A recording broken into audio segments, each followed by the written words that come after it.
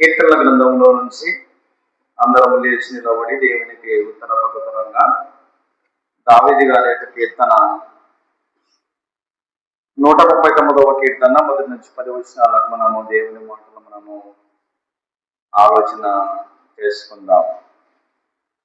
దావీదు గారు రాసిన కీర్తనలు 139వ కీర్తన. యెహోవా, నీవు నన్ను పరిశోధించి తెలుసుకొని ఉన్నావు.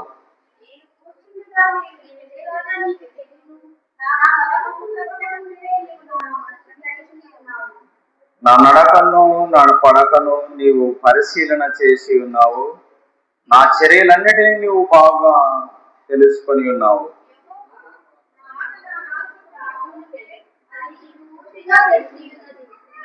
వెనుకకును ముందును నీవు నన్ను ఆవరించి ఉన్నావు. నీ చెయ్యి నా మీద ఉంచి ఉన్నావు.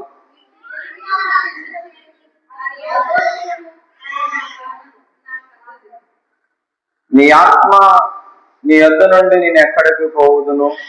నీ సన్నిధిలో నుండి నేను ఎక్కడికి పారిపోవుదును?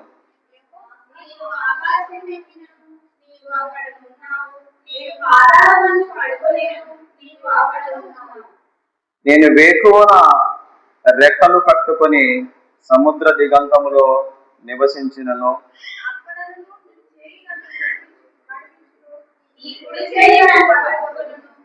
మంచిది, కూర్చున్నది. దావీదు గారు ఈ కీర్తన ద్వారా ఆయన తెలియజేస్తూ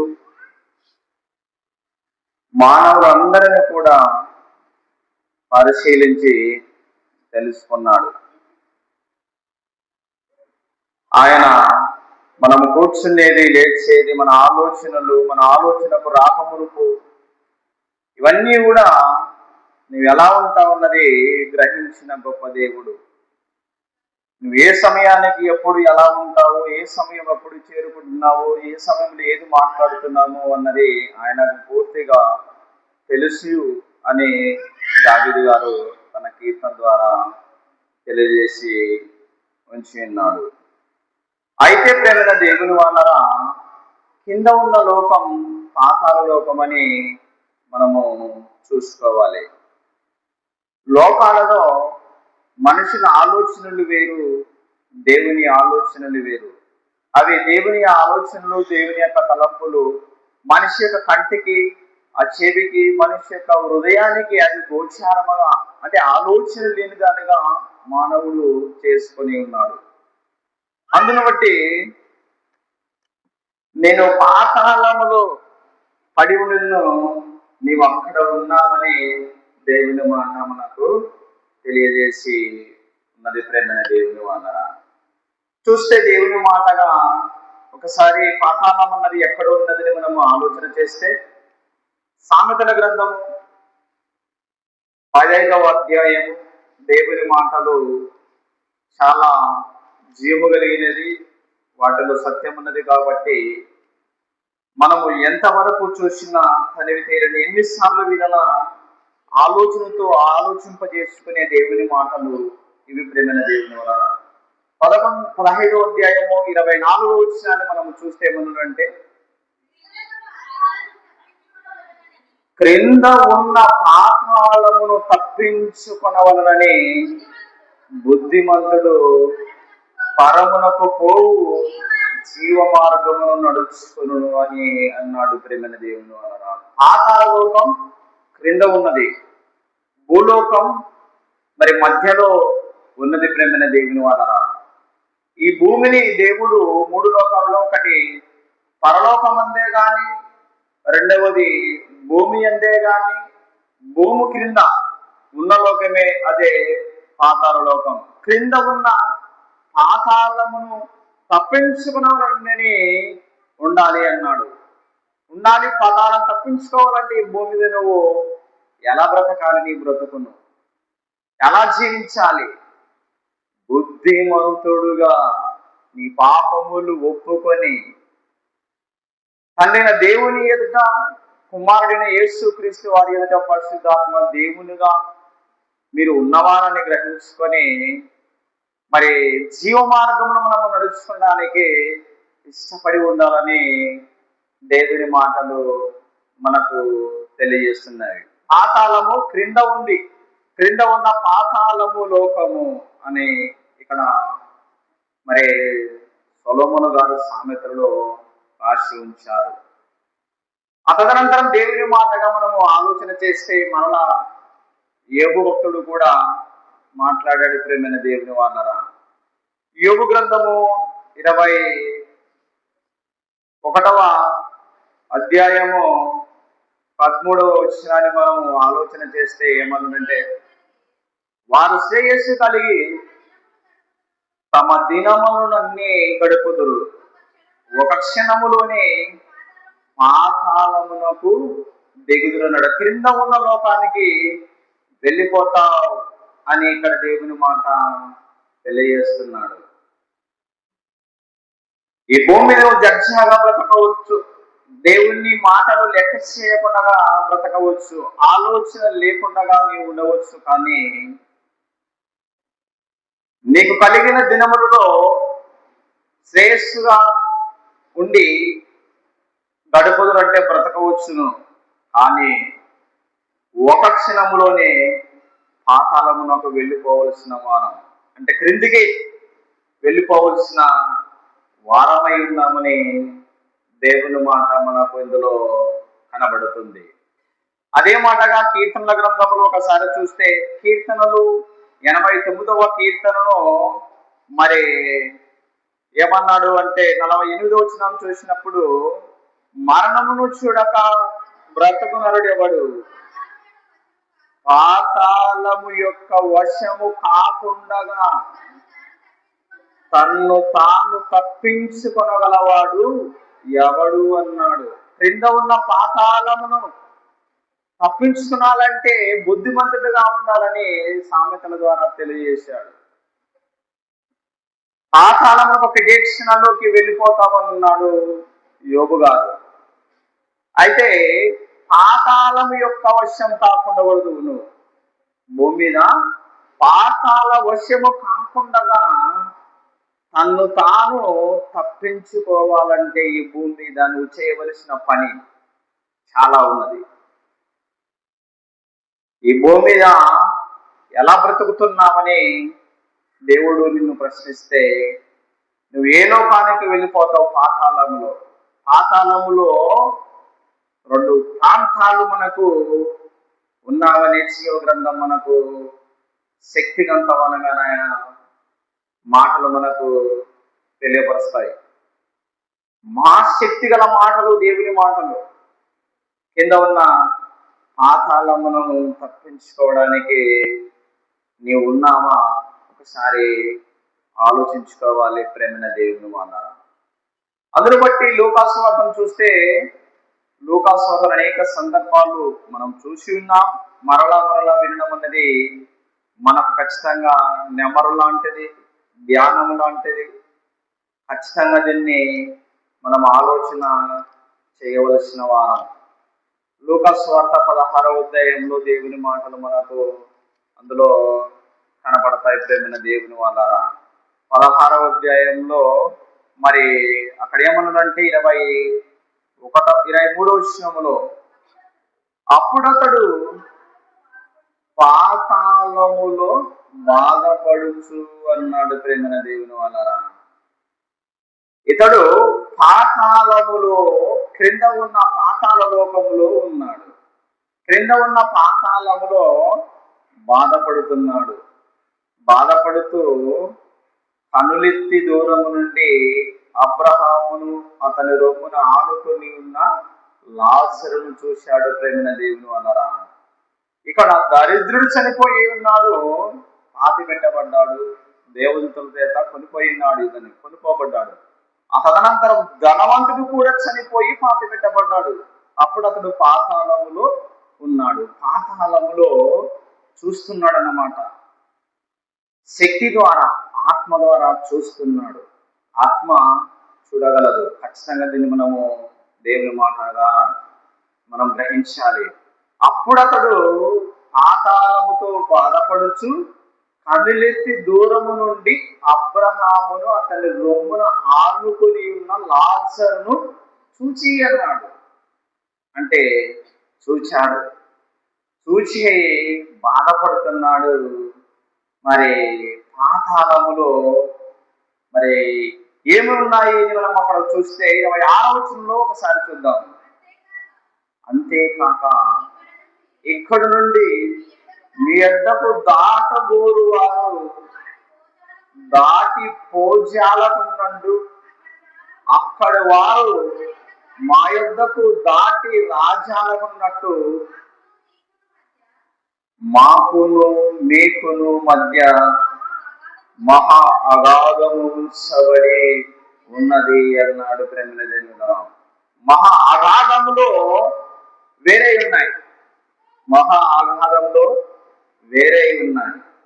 అదే ఏమిటి అన్నది మనము చూద్దాం. మహా అగాధంలో వేరుగా ఉన్న ప్రాంతాలని మనము దేవుని ద్వారా స్పష్టంగా మనము తెలుసుకొని ఆలోచన చేసుకునే దేవుని పిల్లలుగా ఉండాలని నేను ఆశపడుతున్నాను. దేవుని మాటగా ఆలోచన చేస్తే ప్రాంతాలలో అక్కడ ఒకటే లోకములో రెండు ఉన్నాయి కాబట్టి మళ్ళీ ఆ మాటను మనకు తెలియపరుస్తున్నాడు. చూడండి, యెషయా గ్రంథము 14వ అధ్యాయము మరి 9వ వచనాన్ని మనము చూసినప్పుడు ఏమన్నాడంటే, క్రింద పాతాళము నీ విషయమై కలవరపడుచున్నది, అది నిన్ను చూచి ప్రేతలను రేపుచున్నది. భూమిలో పుట్టిన సమస్త సూర్యులను జనముల రాజులందరినీ వారి వారి సింహాసన మీద నుండి లేపుచున్నది. వారందరూ నిన్ను చూచి నీవును మా వలె బలహీనమైతివా, నీవును మా బోటి వాడవైతివా అందరూ నీ మహత్యమును నీ సర్వమండల సర్వమును పాతాళమున పడవేయబడినను. ప్రేమ దేవుని వలన పాతాళమున వేయబడిన, కింద ఉన్న పాతాళములో ఉన్నవారు అది కలవరపడుతూ భూమి ఉన్న పిల్లలను బుద్ధిమంతుడిగా ఉన్నావా, బుద్ధిమంతుడు లేనిగా ఉన్నావా, అది మనం చూసి క్రింద ఉన్న లోకం పాతాళ లోకం అది మన విషయం మీద చాలా కలవరపడుతుంది అన్నమాట, చాలా కలవరపడుతుంది. మరి ఈ భూమి మీదకి వచ్చిన వారు రాజులైన వారు, యాజకులైన వారు, దాసులైన వారు, సుసంతులైన అందరిని కూడా అది లేపే విషయం. ఆ విషయాన్ని చూసినప్పుడు ఇందులో ఒక చక్కటి మాట ఉన్నది. ప్రేమైన దేవుని వాళ్ళ అదే మాట అనగా 14వ అధ్యాయం 14వ వచనం చూస్తే ఏమన్నాడంటే, మేఘ మండలం మీదకెక్కెదను, మహోన్నతునితో నన్ను సమానునిగా చేసుకొందును అని నీవు మనస్సులో అనుకుంటివి కదా, నీవు పాతాళమునకు నరకములో ఒక మూలకు త్రోయబడితివి అన్నాడు. ప్రేమైన దేవుని, నరకములో ఒక మూలకి అన్నాడు. అక్కడ ధనవంతుడు చెప్పుతున్న మాటకు లాజరు అక్కడ ఉన్నాడు అన్నాడు. లాజరు ఒక ప్రాంతంలో ఉన్నాడు, ధనవంతుడు ఒక ప్రాంతంలో ఉన్నాడు. ధనవంతుడు పడిన ప్రాంతము ఏది అంటే నరకం అనే భాగము. ఆ నరకములలో పడి ఉన్నాడు. అక్కడ అగ్ని మండుస్తున్నది పాతాళ లోకములో. ఈ 3 లోకాల సంగతులలో చివరి మాటలు ఇవి. 7 లోకాలు, 14 లోకాలు లేవు, కానీ బైబిల్లో జీవమైన మాటలు తెలియజేస్తున్నది మనకి 3 లోకాలు ఉన్నాయి. ఒకటి పరలోకము, రెండవది భూలోకము, మూడవది క్రింద ఉన్న లోకం, భూమి క్రింద ఉన్న లోకం, అదే పాతాళ లోకం.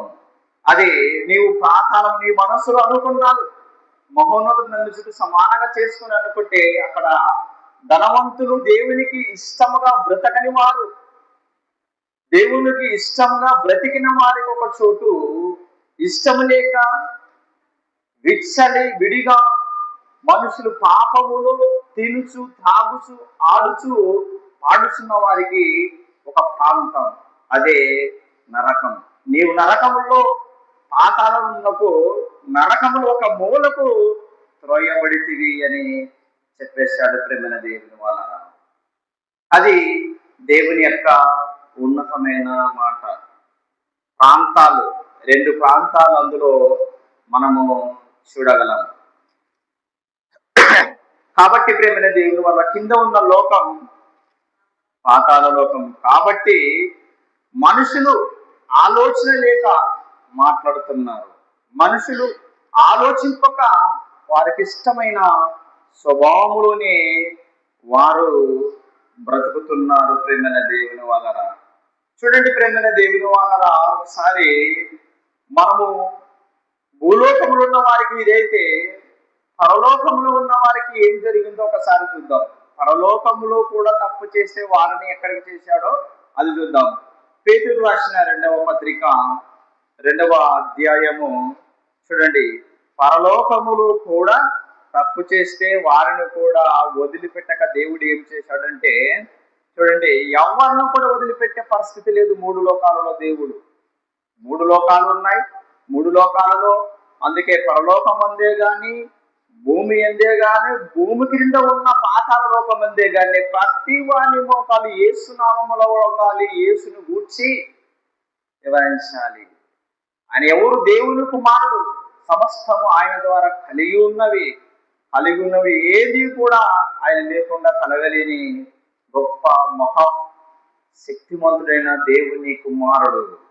చూడండి 4వ వచనం ఏమన్నాడంటే, దేవదూతలు పాపము చేసినప్పుడు దేవుడు వారిని విడిచిపెట్టక పాతాళ లోకమందలి కటిక చీకటి గల బిలములలోనికి త్రోసి తీర్పుకు కావలిలో ఉంచబడుటకు వారిని అప్పగించబడెను అని దేవుని మాట మనం ఇందులో చూస్తున్నాం. దేవదూతలు తప్పు చేశారు, దేవదూతలు పాపము చేస్తున్నారు, మనుషులుగా మనమే పాపం చేస్తున్నాం. దేవుని యొక్క మాటలకు మనం ఎంత దూరంగా ఉన్నాడు మానవుడు అంటే చాలా దూరంగా ఉన్నాడు. మరి దేవదూతలు కూడా పాపము చేసినప్పుడు దేవుడిని వారిని విడిచిపెట్టక ఏ లోకానికి వెళ్ళమన్నాడు? పాతాళ లోకానికి వెళ్ళాలి. మీరు పాతాళ లోకంలో కటిక చీకటి అంటే అదే నరకం, నిత్యం మండుచున్నటువంటి నిత్య నరకం లోకం, అదే పాతాళ లోకం. ప్రేమైన దేవుని వల్ల అలాంటి ప్రాంతానికి వెళ్తావో, మరి దేవునికి ఇష్టంగా బ్రతుకుతూ నెమ్మది పొందుతున్న ప్రాంతానికి వెళ్తావో ఒకసారి చూద్దాం. దేవుని మాటను విని దేవుని కుమారుని గ్రహించుకున్నప్పుడు నెమ్మది పొందే స్థలమునకు ఒక వ్యక్తిని చేర్చుకున్నాడు ప్రేమైన దేవుని వాళ్ళ. మరి చూద్దాం, లూకా సువార్త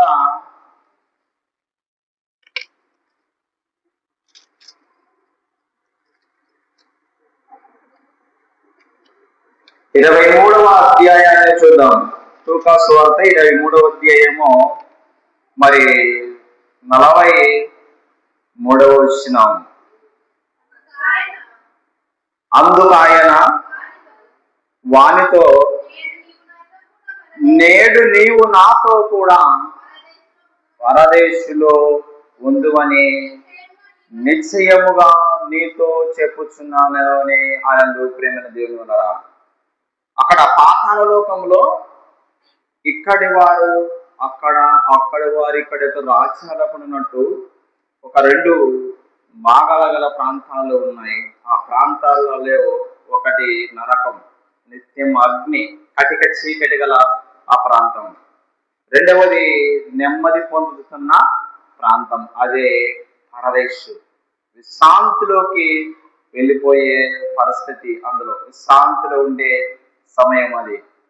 మరి దేవుని యొక్క మాటగా ఆలోచించుకున్నప్పుడు దేవుని పిల్లలారా మూడు లోకాల సంగతులు, మూడు లోకాల ఆలోచనలు మనం ఎంతవరకు విన్నాం, ఎంతవరకు నేర్చుకున్నాం. దేవుని మాటలు ఇవి కదా అని ఇలాంటప్పుడు మనము ఈ సంగతుల గురించి ఆలోచిస్తున్నప్పుడు స్పష్టంగా నువ్వు ఎక్కడికి వెళ్ళినా కూడా, ఏ చోట ఉన్నా కూడా, ఎవరు ఏది మాట్లాడినా అలాంటిది కాదు. జీవగలిగిన మాటలు ఇలాగే మాకు తెలియజేసి ఉన్నాయి, జీవ గ్రంథంలో అలాగే వ్రాయబడి ఉన్నాయి అనేది నీకు ఒక స్పష్టం వస్తుంది, ఒక నమ్మకం వస్తుంది. మీరేమి వింటున్నారో జాగ్రత్తగా విని నేర్చుకున్న వారైతే ధన్యులు. కానీ మనకు ఏ సమయంలో సమయ సందర్భము లేని సమయంలో వచ్చిపోయేమన్న రీతిలో ఉంటే మాత్రం మనం ఎప్పుడు దేవుని పిల్లలం కానీ ప్రేమైన దేవుని వలన. అలాంటిది కాకుండా ఉండాలంటే ఒక మాటను మీరు జాగ్రత్తగా మీ హృదయాల్లో, మీ కుటుంబాలలో చేర్చుకోవాలి ప్రేమైన దేవుని వలన. అయితే ఒక మాటను విర్రవీగుచున్నట్టు ఒక దొంగ అన్న పదజాలంలో మీరు ఉండకూడదు. ఏమన్నాడంటే ఇలాంటి స్థితిలో ఒక మాటను ఇదే మాట జ్ఞాపకం చేసి ముగించేస్తాను ప్రేమైన దేవుని వలన. అదే 39వ వచనంలో ఏమన్నాడంటే వేలాడబడిన ఆ నేరస్తులలో ఒకడు ఆయనను దూషించుతూ నీవు క్రీస్తువు కదా, నిన్ను నీవు రక్షించుకునము అన్నాడు ప్రేమైన దేవుని వలన. ఆ మాట ఎలా వస్తుందో ఒకసారి ఆలోచించాలి. ఇలాంటి స్వభావకమైన సాతాను యొక్క మాటలు చెప్పేది ఏదో మీరే చూసుకొనడండి అన్నట్టు ఉంటుంది ప్రేమైన దేవుని వలన. శక్తి కలిగిన మాటలు, జీవ కలిగిన మాటలు ఉన్నప్పుడు మనము ఒక శిక్షకు పాత్రమైన మనము పాపులం కాబట్టి మనకి ఇది తగును అన్న వారంగా ఉండాలి. వస్తున్నది ఒకే ఆదివార దినమందు దేవుని యొక్క సన్నిధానానికి, దేవుని యొక్క మనస్సుకు, దేవుని యొక్క ఇష్టానికి మీరు దూరంగా ఉంటే దేవుడు మీ కుటుంబాలలో మీకు ఆయాసకరమైనది దేవుడు చేయగలడమో ఒకసారి పరీక్షించుకోండి. కాబట్టి పరదేశు నాతో కూడా పరదేశులో ఉండు అన్నాడు. దేవుని పిల్లలకి పరదేశమే ఖచ్చితంగా అనుగ్రహిస్తాడు. నెమ్మది పొందే స్థలం పరదేశు, యాతన పడే స్థలము నరకము, నిత్య అగ్ని మండుగుండంలో పడవేయ స్థలము. ఈ రెండు ప్రాంతాలు, భాగాలు మరి పాతాళ లోకంలో ఉన్నాయని దేవుని మాటల ద్వారా నేను మీకు అందరికీ కూడా హెచ్చరిక చేస్తూ, నన్ను నేను హెచ్చరించుకుంటూ, దేవుడు తన మాటలన్నిటినీ మన అందరి వెనుకట్లో ఫలింప చేయనుగాక. ఆమేన్. మరి సమయాన్ని ఇచ్చిన సహోదరులకు, పెద్దలకు, విశ్వాసులకు ప్రభు యేసుక్రీస్తు వారి యొక్క శ్రేష్టమైన నామములో మీకు వందనాలు తెలియజేస్తూ సమయాన్ని తిరిగి మరి యవనస్తులైనటువంటి వారికి నేను అప్పగిస్తున్నాను.